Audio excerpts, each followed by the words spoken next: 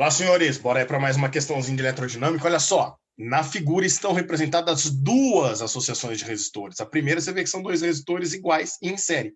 E na segunda, são dois resistores iguais, só que em paralelo para nós. Considere que, aplicando-se uma tensão de 60 volts nos seus terminais, a diferença entre as correntes totais que as percorrem seja igual a 9 amperes.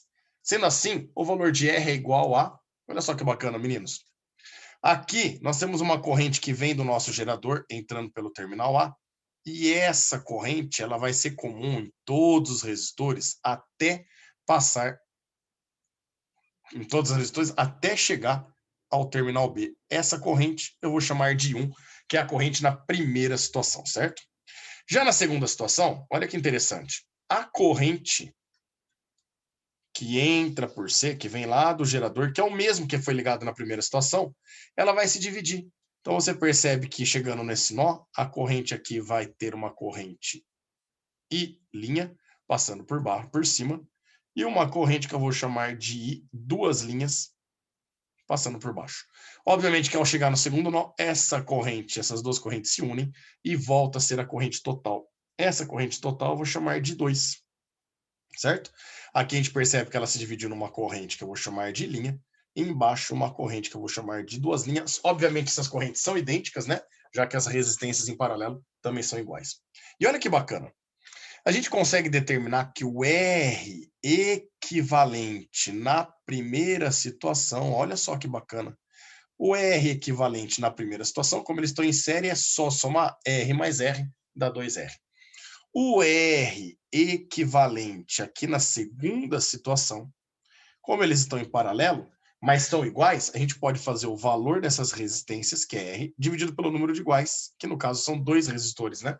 Então, R equivalente a R sobre 2. E, moçadinha, perceba que na segunda situação, olha só, o R equivalente na segunda situação é menor do que o R equivalente na primeira situação. Isso indica para nós que a corrente elétrica na segunda situação, com certeza, é maior, a corrente total, tá? É maior que a corrente total na primeira situação.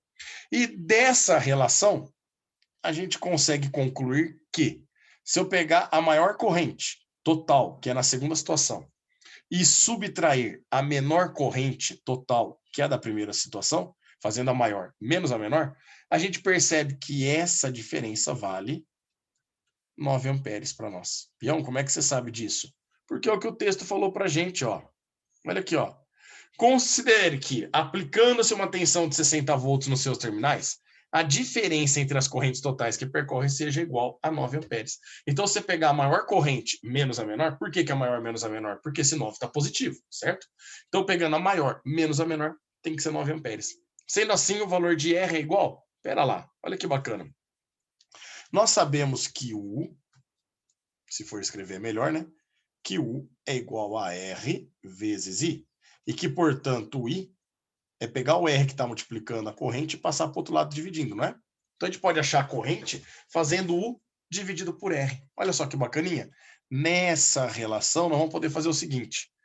A UI2 vai ser a resistência, a DDP, né? O 2, a DDP no segundo circuito, dividido pelo R equivalente 2.